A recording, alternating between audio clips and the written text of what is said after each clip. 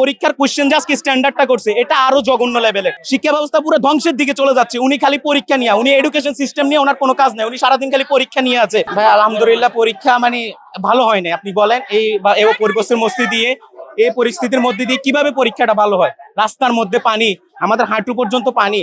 একবার সিদ্ধান্ত আসে পরীক্ষা হবে না, একবার সিদ্ধান্ত পরীক্ষা, একবার বলে আবহাওয়ার উপর ভিত্তি করে। ওনারা বলছে আবহাওয়ার ভিত্তি করে ওনারা সিদ্ধান্ত নিবে।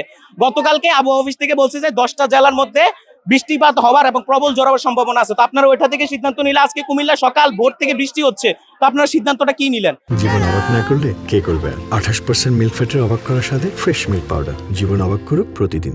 আপনারা পরীক্ষা নিচ্ছেন আমাদেরকে, রাস্তার অবস্থা খুবই খারাপ। এখন হঠাৎ করে আমরা যখন পরীক্ষা দিচ্ছিলাম, পরীক্ষা শেষ হওয়ার আধা ঘন্টা আগে আপনারা বলতেছেন আমাদের কেন্দ্রটা অজিত গুতে পাঠিয়ে দিচ্ছেন। আপনারা কিভাবে এটা করতে পারেন? অজিত গু রাস্তাঘাটের অবস্থা আরো জঘন্য, ওই কেন্দ্রের অবস্থা আরো খারাপ, দুর্বিষহ অবস্থা ওই কেন্দ্রটার। ঠিক আছে, এর থেকে মহিলা কলেজটা অনেক উন্নত। ঠিক আছে, এইখানে আপনার যদি অজিত গু কলেজে যেতে হয় অনেক শিক্ষার্থীদেরকে আরো বেশি পথ পাড়ি দিতে হবে।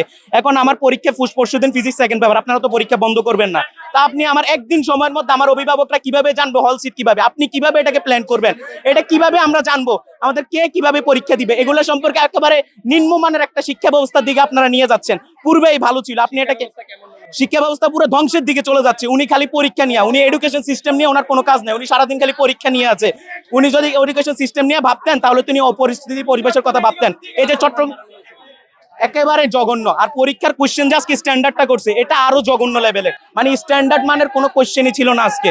আমি এটাই বলবো যে আপনি আপনার নিজের বাড়ি চাঁদপুর, আপনার নিজের বাড়ি চাঁদপুর এবং এই চাঁদপুরে কিন্তু কুমিল্লা বোর্ডের আন্ডার। আপনার দেখা উচিত এখানে ভিক্টোরিয়া কলেজ হচ্ছে কুমিল্লার সেরা কলেজ এবং কুমিল্লা বোর্ডের সবচেয়ে সেরা কলেজ। আপনি যদি এটার অবস্থাটাই না দেখেন তাহলে আপনি কার অবস্থা দেখবেন? আপনার চাঁদপুরের এমপি হওয়ার কি যোগ্যতাটা তাহলে লাভ হলো আমাদের? ধন্যবাদ।